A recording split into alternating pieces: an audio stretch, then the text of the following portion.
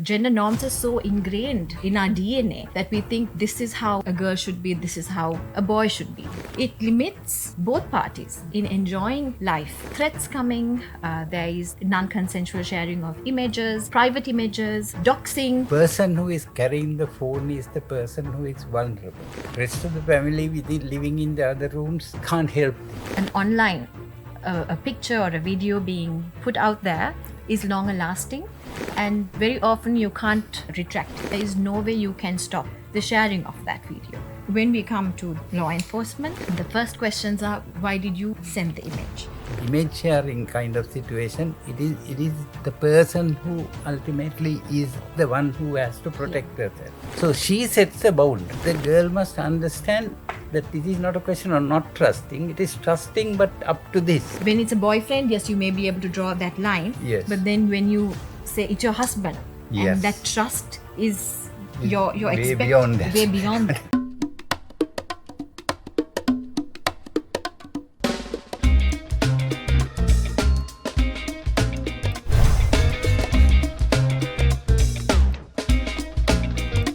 Hello and a very warm welcome to a brand new episode of Leaving No One Behind, the special podcast series brought to you by UNFPA Sri Lanka together with NewsFirst. Well, as we all know, in this modern world, technology has managed to connect us in ways we never imagined it would. But at the same time, it has turned this world into a powerful space where harmful gender norms play out in brand new and dangerous ways. Starting from online stalking to blackmailing to leaked photos to relentless harassment, what happens from behind the screen can seem invisible, but its impact is very, very real. Now, in today's conversation, we will be diving into how deeply rooted gender norms, gender roles, as well as harmful ideas about power and control seep into these digital spaces, as well as how they fuel the growing problem of technology-facilitated gender-based violence. And I'm delighted to be joined by two experts who bring both compassion as well as clarity to this issue. I have with me Dr. Lakshman Senanayake, consultant to the UNFPA, as well as Mariam Mohammed, Legal and Program Manager at Women in Need Sri Lanka. Dr. Lakshman and Mariam, welcome to the podcast. Okay. So together we will be breaking down what exactly technology-facilitated GBV is, what it really looks like, how it happens, who exactly is affected, and most importantly, what we can do to tackle this growing, very dangerous issue. So let's get started. Please. Dr. Lakshman and Mariam, we grew up in a world where there are plenty of ideas on how a man should act, how a woman should act, right? So in your experience, what does it really mean when we talk about harmful gender norms, and how exactly does it affect people's everyday rights as well as the concept of gender equality? So, Tharani, we're talking about the social norms, the gender norms that we all grew up with. As you say, it's a human construct. It's something that changes with time, and it changes from geographical area as well. So, Asian social norms are very stringent, especially on the girl child. So, even today, girls are restricted in their movement, they're restricted in education, whereas when in the Nordic countries, it's not so much so. Girls and boys are treated more equal, more alike. So these gender norms that we have grown up with and that we pass on through generations restrict males and females in certain areas. Males are supposed to be the breadwinners, the providers, which also adds a lot of strain and stress on them. Whereas women are also, girls are treated as they have to be cared for, but they're also the carers, the caregivers. So there are very distinct gender roles, but now I think the younger generation, they're breaking these norms, and there is a little change that you can see. But it's still, we still don't have gender equality in Sri Lanka, and it's something that we all have to strive to achieve. I think the gender itself, as Mariam explained, it is part of the social construct, and it unfortunately affects individual separate differently, the men from women, boys from girls. This and this difference makes the way individuals experience life and life events are affected by this gender. How the same event is experienced is different, and also this the society expects them to experience it differently. Unfortunately, so. For example, somebody experiencing a death of somebody close by, it is expected to be experienced differently. Problem comes when the life experiences are their own experiences are limited because they have to conform to the social standards. That is where the trouble comes. One. Second one is when these norms are, people use these norms as the basis to perpetrate violence. You are like this, you are expected to be like this, but you are not like that. So I perpetrate violence, I beat you for this. Yeah. So that is where these norms becomes toxic. That is where the whatever the society has becomes used by people who are prone to perpetrating violence, who have this tendency to do this or use this to, and they will use this to perpetrate violence. So the gender norms becomes toxic and ends up in violence, and not only violence, it limits the empowerment, it limits the fulfillment of expectations, it limits the whole progress of an individual. Predominantly it affects females, not necessarily only females, but mostly it is females. And also, Theruni, I was just thinking, so it's not only males who practice these norms. Women themselves, as mothers, you practice the same norms. You know, even though you have experienced discrimination and limitation, as mothers, sometimes you still continue it. You say, On no, your own daughter. On your own daughter. And on your sons. So it's something that maybe subconsciously that you do it, but the gender norms are so ingrained in our DNA that we think this is how a girl should be, this is how a boy should be. And like doctor said, it limits both parties in enjoying life and that freedom, to live a happy, healthy life. You're restricted from it. So it impacts them really deeply. Okay, that point, taking from what Mariam said, why women do that to their daughters is they are trying their best to fit into that gender norm that has been set. They don't want that daughter to be refused by the society. That is why those women do that. So it is, as you said, it's a behavioral thing. It's not a genetic quantity. It's totally a behavioral thing. But the thing is so strong that they cannot escape this, and so much so that in some places where they do pretty harmful things like genital cutting or whatever you call it, pretty drastic things, they go through that, they suffer through that, but at the same time they do it to their own daughters, simply because they want that daughter to be accepted by that society which has set their norms. That we have to understand that part of it. A never-ending cycle, basically. It is a never-ending cycle, unfortunately so. So when we talk about the word violence, generally one would think that it's a face-to-face thing, that it's a physical thing, right? But along with the evolution of technology and different kinds of technology that have been introduced over the past few decades, the way people connect, like I said earlier, as well as on the negative side, the way people harm has also evolved over the decades. So how has offline violence by now seeped into online spaces? Can you help us understand? Yes, so Dharani, life has changed completely with social media and the internet. Like you fall asleep with your phone, you wake up with your phone. Life is basically lived on social media, on the phone, and we're just, constantly just swiping, reading the news for whatever, even for information or to just check on something. We're always, a part of it. And it's very difficult to remove ourselves from it, to isolate ourselves from it. So the danger is in, like you said, there is offline violence, which is face-to-face violence, but now we see that very much so in the online cyberspace. And this has been happening for the last 2 decades maybe. And with the number of complaints that women in need started getting, we realized that no one is equipped to deal with this. So there is, there's threats coming. There is the non-consensual sharing of images, private images, doxing, where someone's private information is just shared up there just for harassment purposes. So it's becoming very, very common.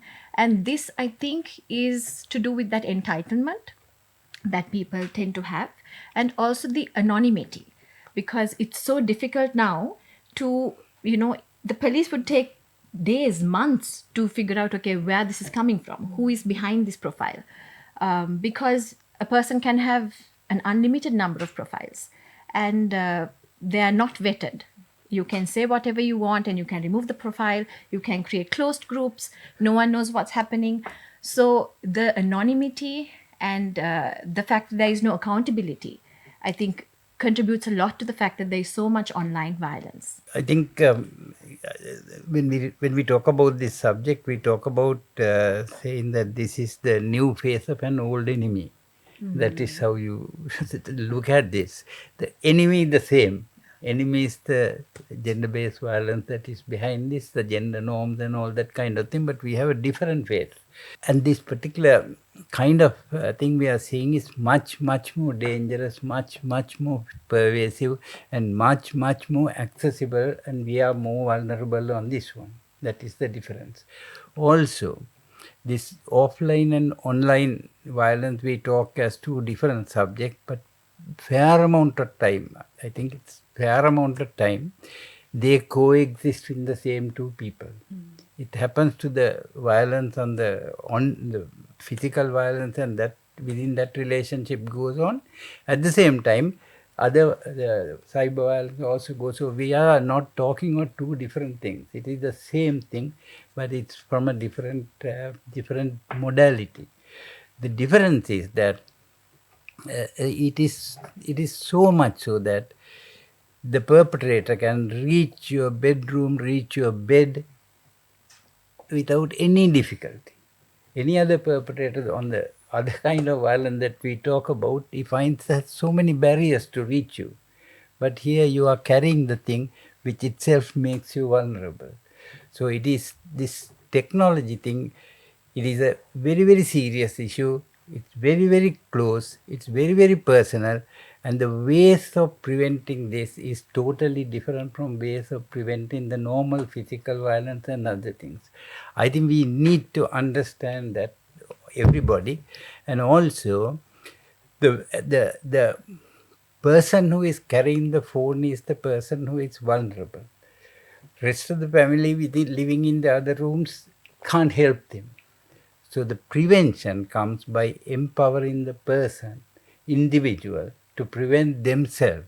So our way of approaching this one is empowering people how to be safe or how to be protected from violence by themselves. This is the message that I like to give you. So the parents need to teach their children how to be, how to protect themselves from, because this is, everybody is vulnerable in this situation.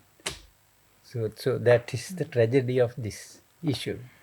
And also, I think, like Dr. Lakshman mentioned, the impact that this cyber violence has on women and girls especially, it's far more greater than any other form of violence. That's what I think.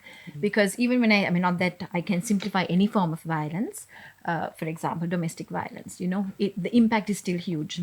But for me, I think an online, a picture or a video being put out there is longer lasting. And very often you can't retract it, especially if it's shared maybe on WhatsApp or something like that, where communication is encrypted. There is no way you can stop the sharing of that video. And years from now, it can still pop up.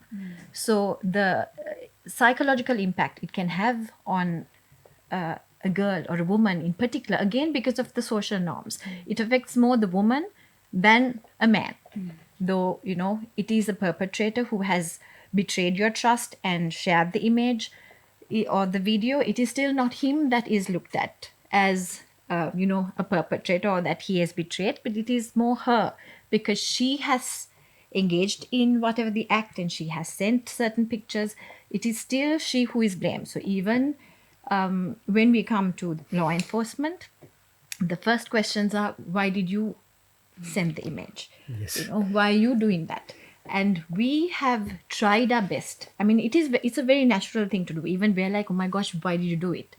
But we have to now change that thinking, because it's not that it may not be proper, but it is so common. It's very common now in a relationship, in an intimate relationship, for you to exchange images. It didn't happen so many years ago, but it's happening now. But that doesn't mean that the person who receives it is entitled to share it without your consent. So, like Dr. Lakshman said, it's about empowering the user. Now, children from 6 years of age, they have to be on their phones, smartphones, and they know nothing about it. They're the most vulnerable, I think, because they're not told, this is how to use it. This is what you're not supposed to do with it, which is why now I think in so many other countries, they're trying to restrict the ages from which children get on social media. I don't know how successful it's going to be, but everyone's trying to figure out how to deal with this situation, because I don't think anywhere in the world there has been a solution to this problem, Doctor, right? Yes, and till such time as some solution turns up somewhere in the We'll have world, to protect our I think we'll have to protect our children, not only children, women, Yes. because they are very much vulnerable. They are pressurized. I think, again, I believe that the protection, limited protection can be done by outside people, the parents and whatever, the teachers or whoever it is. But eventually, for this kind of image sharing kind of situation, it is the person who ultimately is the one who has to protect herself. Problem is, they don't know from what they are being protected. Because if you look at why people share an image, is simply to show the trust that the person has with the other one. It symbolizes trust.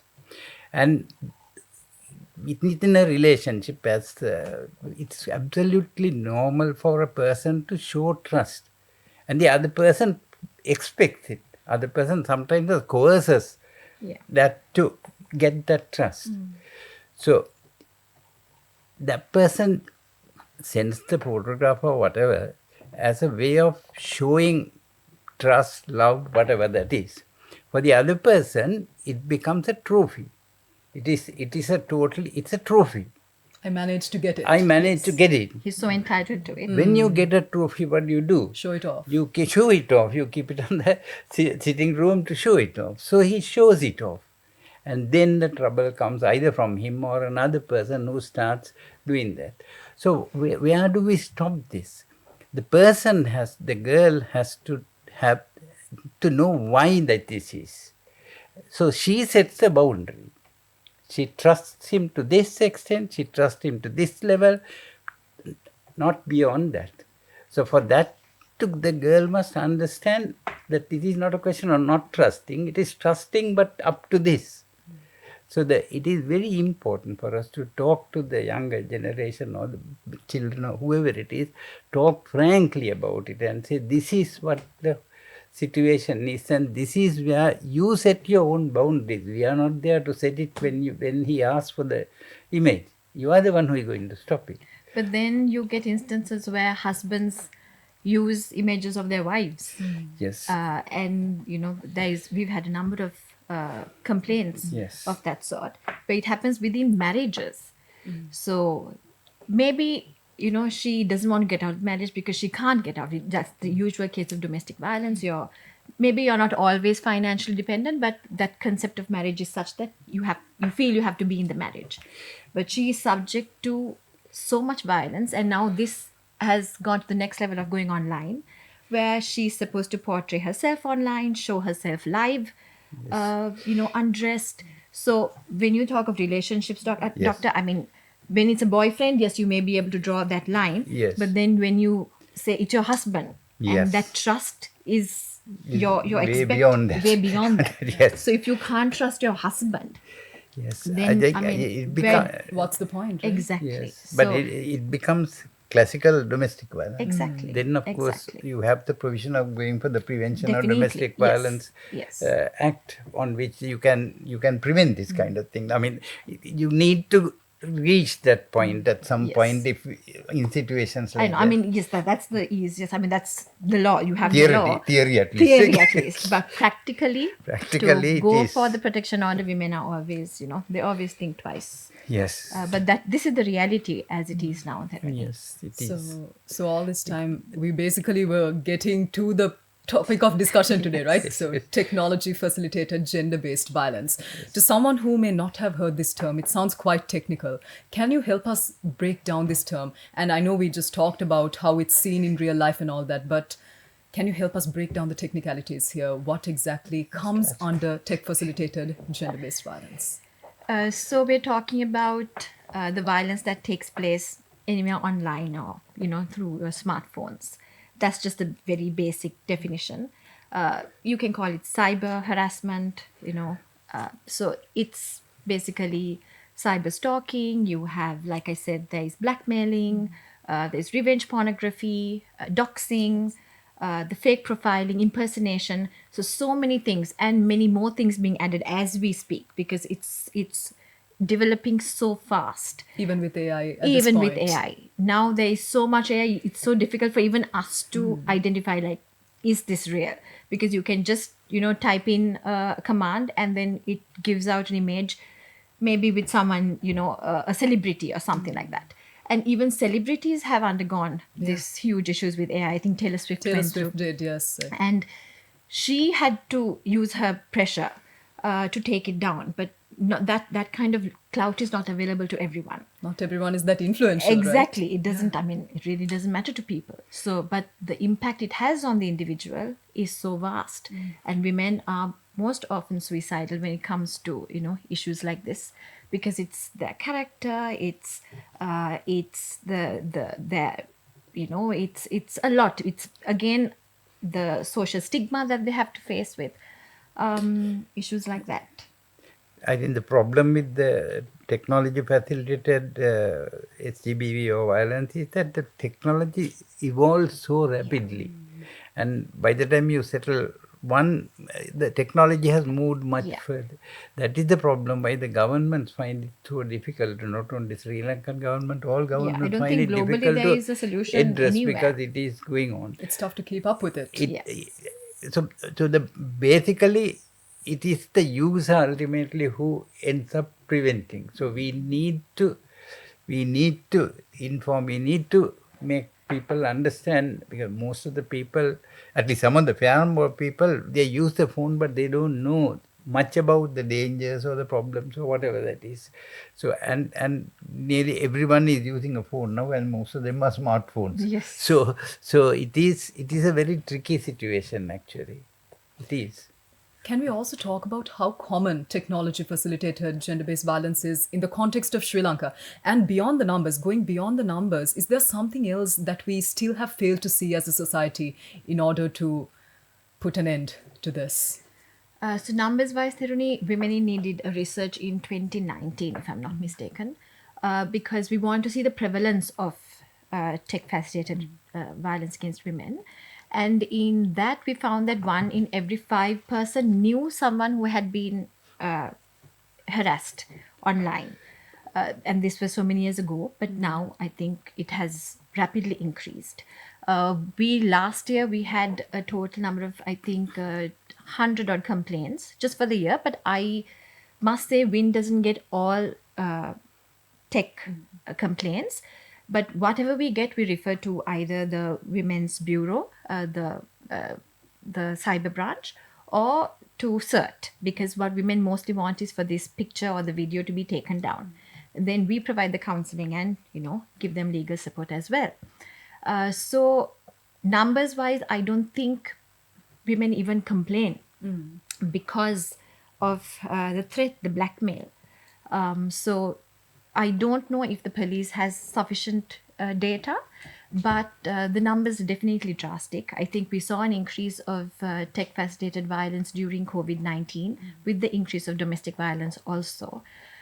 So I think overall, like we discussed earlier, this is a global issue. It's not just limited to Sri Lanka. It's not that we are not capable of handling it, but this is such a global issue, and it's so fast paced that, and obviously a law enforcement is there's lack of resources, lack of new knowledge, new equipment, new technology.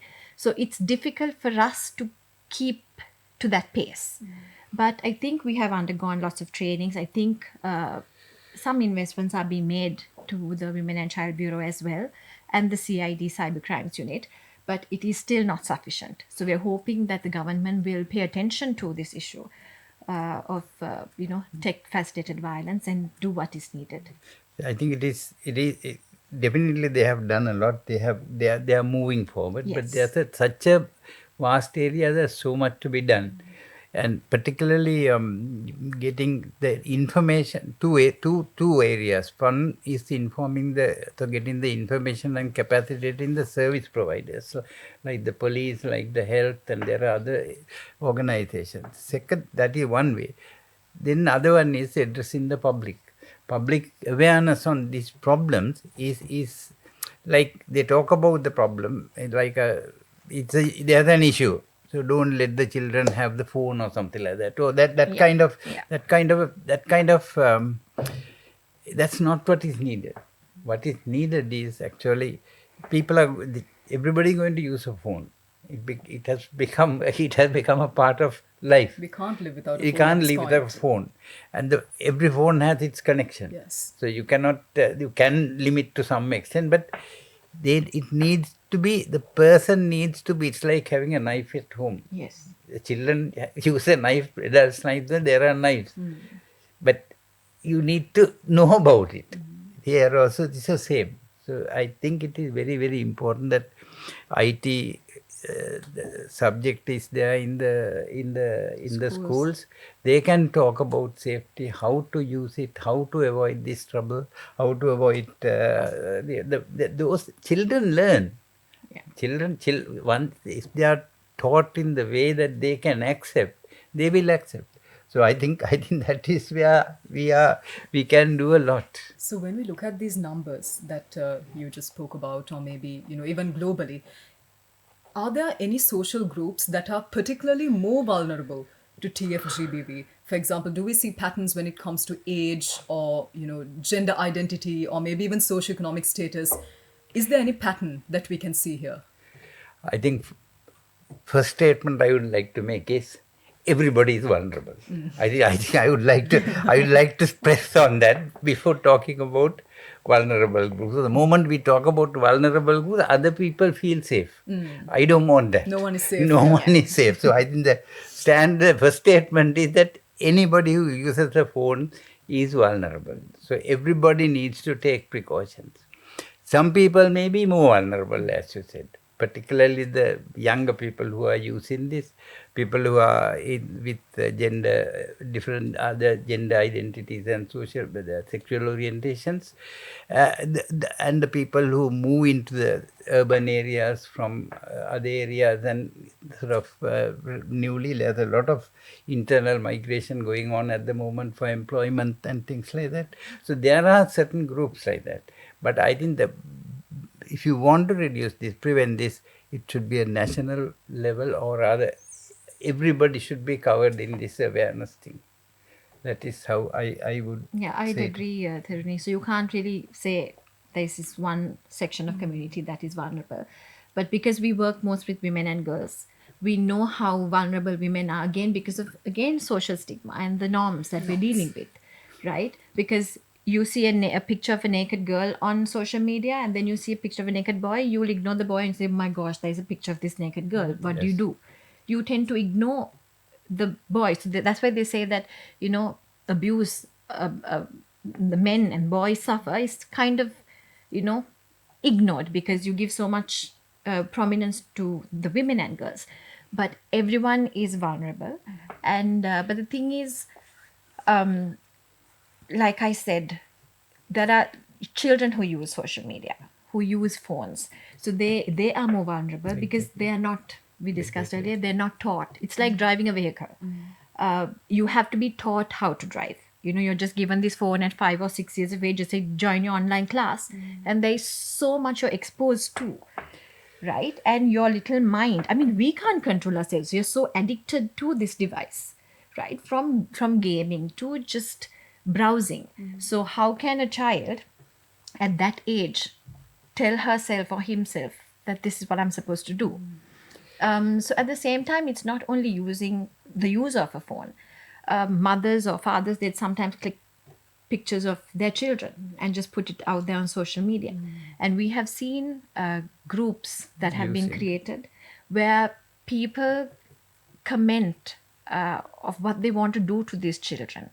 And they're absolutely horrifying, Theruni. Because they're not even, not even revealing pictures, not that it can justify it because it's a child, but they're just pictures of, a child in uniform or a child just playing in the garden. And you have these people, Sri Lankan people, wanting to sexually abuse these children.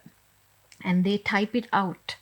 And they're all fake profiles, right? So we have this was some time ago, complained to the CID, then they made a closed group of it, so then no one can access it. So the fact is that, okay, you can make a complaint, you can remove the group or you can block it, but that doesn't really help the root cause. The root cause is that there are people who actually believe that, if they get an opportunity to abuse this child, they would do it. I think, again, just to take one little more on the thing about this vulnerability thing, the way the gender norms are sort of accepted in this society, boys are expected to be safe. No harm will come to a boy, so the boy can move around anything, go about it. But that is a mistaken concept, and it's a false safe feeling that people get for boys, whereas boys are vulnerable simply because they are expected to be safe, but they are not. So I think looking after boys, particularly young boys, particularly in certain areas, not necessarily only in these areas, but maybe more in certain areas. But I think it is very, very important to think of boys because they are expected not to be in trouble, not to be in danger. Vulnerable, yes. So that this becomes a vulnerability. And then that prevents them from even speaking out. Yes. That's another. And then they grow up to perpetrate violence in the future as well. And then they groom other people. Yes. That is what happens. Becomes normalized. It becomes normalized. So I think that is one that we would like to point out. I think in this conversation, we must also definitely talk about what someone should do if they are blackmailed, if an image of theirs is leaked, if they're doxxed. What kind of immediate steps must they take, and what kind of services should be available to such people? The advice I would give is you have to first file a police complaint. Step one. Yeah. Stop communicating with whoever and go to the authorities, make a complaint. See, a professional like organization, maybe Women in Need, consult a lawyer, speak to a counselor, because you need to have that support with you. Because, you're put in that situation where you have been completely let down. You are facing, the moment a picture or a video is leaked, you can imagine the repercussions of it. So the first thing would be stop communications with the perpetrator and make a formal complaint. Speak to a lawyer, speak to a counselor, make sure you have all that in order, and then also speak to the family members. You need their support. And then we will obviously, then you have to make sure that these pictures are taken down. So CERT, if at all, or the CID, cyber unit. So, but first I would say make that complaint and you need to stop communicating with the perpetrator. I think you covered almost the whole list of things that needs to be done. But I like to take up something a little different. Somebody, when this happens to somebody, that person very often won't talk to anybody. He tries to handle it by alone. Yeah. And it tries, but that won't be successful because the other person will keep on pestering. So at some point, that person is going to talk to somebody. And that person may be any of the listeners that we are listening. So it could be a parent, it could be a teacher, it could be a friend, it could be anybody. So I think it is important that that person, that the first contact or whatever we call it, is a critical person in this whole fracas that is happening. Yeah. So that person, I think, first of all, should never blame that person. Because that person has taken a lot of courage. I'm talking about parents or teachers or whoever it is. That person has taken a lot of courage to come and tell this one. So the moment you say, why did you give it? You are the one who gave it. Why should you should know? That's the end of that person, because the only little bit of hope that the person has goes. Secondly, that person has been thinking about it for hours, days before he blurts out or she blurts out. Listen to that person. Sometimes that person will go on telling for hours because he has so much inside. So listen to that person without blaming, without judging, without doing anything. That listening itself will reduce half of her issues. Then after that, just tell her that we are there to support you. We are there not to blame you, but we are there to support you. You are not alone in this one. A lot of people do that. Thirdly, tell the person this is not your fault, but the fault of the person who has done this to you. Not you. It's the other person. This is wrong. Beyond that, then of course discuss with the person where to go to, and Mariam gave all the list of things to do. But that what I want to show is this has you can remember what happened to some incidents that happened in certain schools, so many houses and so many families. So it is the disaster strikes unless you deal with this first contact properly. I think that is what I like to tell the listeners. It needs to be dealt with carefully and very sensitively. So let's now talk about the existing system that's in place to handle TFGBV. How ready are these authorities, the police, the courts, or maybe the social media platform itself to tackle the rising number of cases of technology-facilitated gender-based violence? And have we seen progress in this regard? And also, on the other side, what are the major gaps that we see?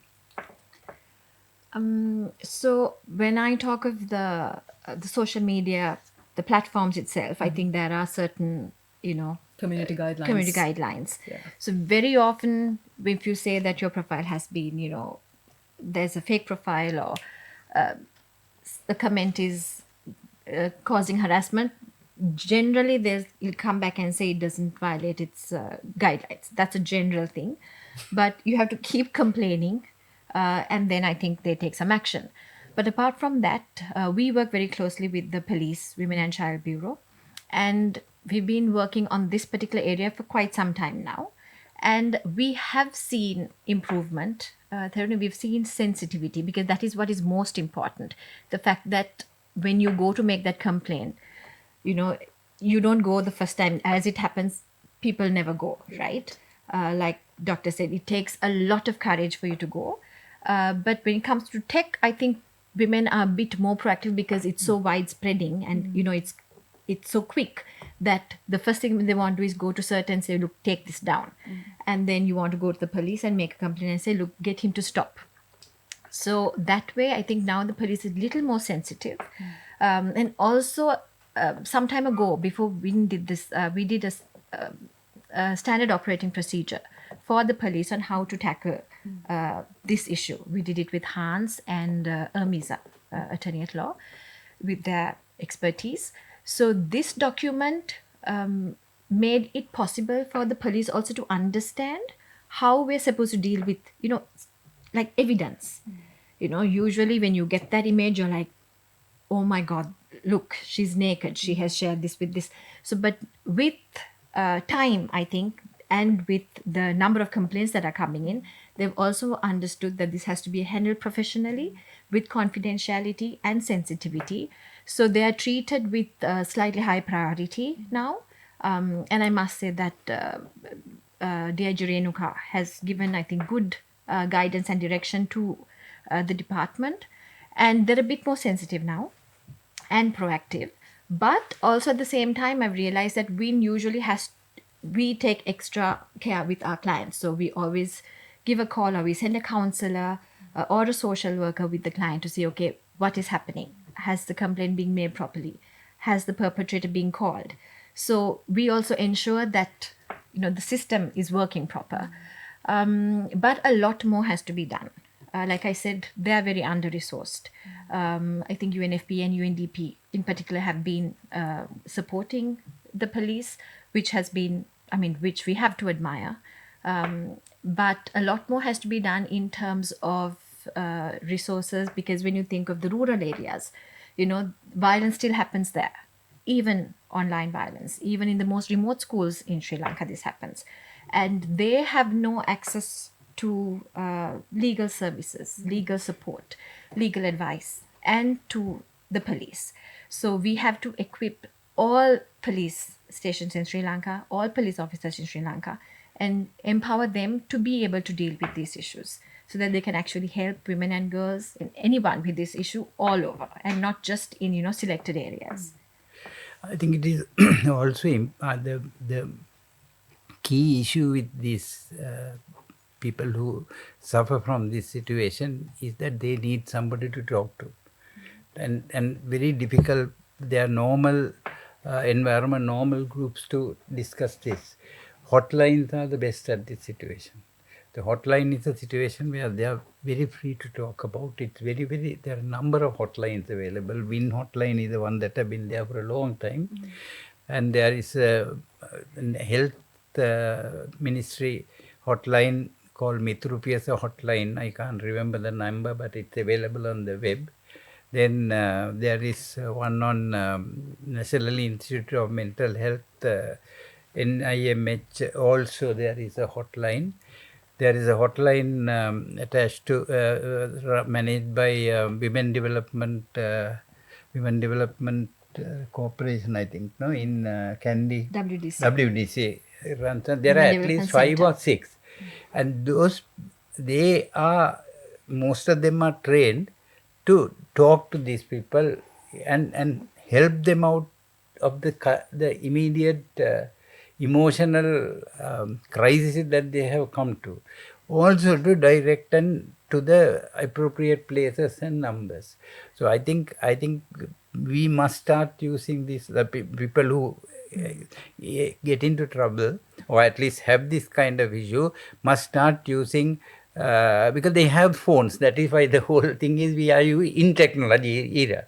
So they should start contacting these hotlines, I think, as an immediate, as a way of settling their immediate problem, and then in a rational way proceed with the other interventions that are needed. So Tharuni, even about the legal framework, if I go to talk about, for the longest time we were depending on the penal code, right? And Women in Need, together with a few other activists, also came up with certain amendments that we can do to the penal code to include these, newer issues like doxing and revenge porn and all that. But without making those amendments, I think the government went ahead with this Online Safety Act, which is a very complex piece of legislation. And though it is law now, I think there are lots of amendments to be done. So it is really not that helpful at the moment for women and girls. And though we have the laws in place, I still feel that there is still lack of access to justice, because women are not comfortable to bring these issues to court, where it's an open forum where everyone gets to see and hear everything you're discussing. So I think our court system also has to, be sensitive enough to have in-camera proceedings where women have sensitive issues are discussed in closed areas, maybe in the judge's chamber like is usually done. But only that way we can actually encourage women to break the silence. Because just having the laws in place is not going to help women come out with these issues, because it is traumatic and it is a scar on their, image, or, the social stigma is so much. So with the laws, the procedures, and the space also has to change. So I think that's one more area that we have to look at. And like Dr. Lakshman said, hotlines are available and important. There's also 109 hotline of the Police Women and I Child have Bureau. police, yes. Yes. So Women in Need hotline is always answered by a counselor. So you can check the number, and it's always accessible. But again, the fact that it takes a long time for women to make that call, right? But you can always reach out on social media, on our Instagram, on Facebook page, because there are sometimes I realize that the youth, they prefer not to call, they prefer to text the Text. entire story. They'll, write the entire thing down in an email or on Instagram direct messaging or on Facebook, and they'll tell you the entire story on text and say, we can't call, write back to me. So we do that as well. So it's always open to have, it's important to have these communication modules open. And I'd also like to say, Tharuni, we have come up with a system. We're trying to launch an online platform of service provision, Talk to Win. It's not online yet, but we're done with the whole designing. So hoping that we can reach out to vulnerable people, not only in the 7 districts that we work in, but all over Sri Lanka, and connect via phone, text, and even online counseling. So that's going to be the new Win venture. So, in order to tackle tech facilitated gender based violence, now something that we talked about right throughout was toxic gender norms. So, first we need to tackle that. Yeah. How do we get started on that? What kind of a role can families, workplaces, schools, or communities in general play in order to tackle these toxic gender norms? I think men have a huge role to play, like Dr. Lakshman, and he's been one of not just UNFPAs, but always worked for the protection and safety of women and girls and against gender-based violence. And they are huge role models. And I think men have to come forward and say no to violence.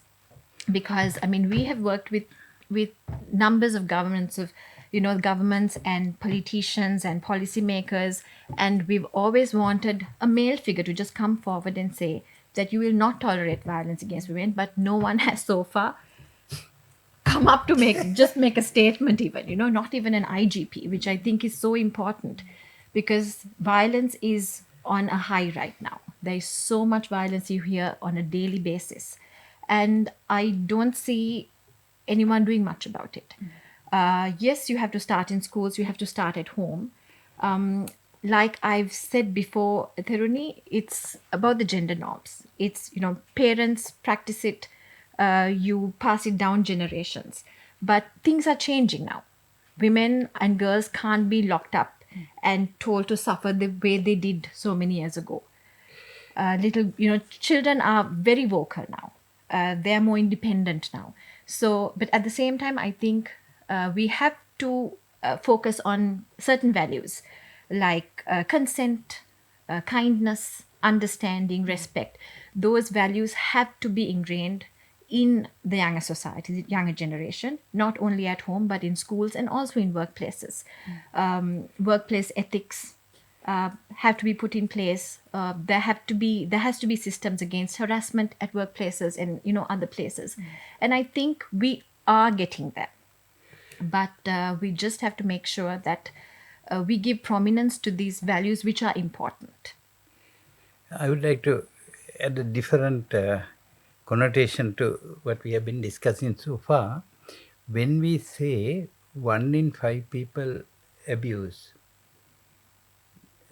4 out of 5 people don't abuse. Isn't the same statistics work that way? Why is that? That is because the other group also go through experience life within these norms, but they don't abuse what the benefit, the opportunities they have. So we need to recognize that we have a group of abusers within this group who use these things. So what the society has to do is to pick this group and say, condemn these abusers. So we need to say zero tolerance to this. We will not accept anything at any point. One. Two, unfortunately, that the people who do not, though they don't perpetrate violence, they normalize violence. They will justify violence in their normal behavior. That is what that 4 out of the 5 people should do.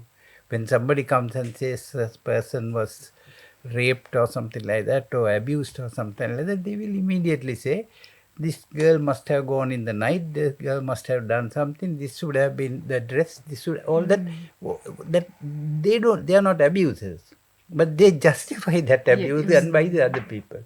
So the whole society, all 5 have to accept that this is not acceptable. There is no place for abuse, there is no place for violence, and we will totally condemn violence. There's no way in which we will say it is okay to do it if this is there. That statement must be written off totally. I think that is what every citizen should go to. I think that is the message that I would like all listeners to take. So in today's conversation, we've covered so many areas with regard to this pressing issue in the world, technology facilitated gender-based violence. And from everything we discussed today, we now know that this does not start with an app. This does not start simply in the cyberspace. It's much more deep-rooted. It starts with the gender norms and everything else that silences the people from speaking out about this, from taking action to prevent it as well. And if you are someone who has ever experienced this, if you are currently going through this, just know you do not have to stay silent. And just like we discussed, there are plenty of ways to seek help, as you definitely should be doing. So big thank you to Dr. Lakshman and Mariam for joining us, sitting down with me for this very important conversation and sharing your insights. Well, until next time, take care. Let's keep this conversation going both offline and online.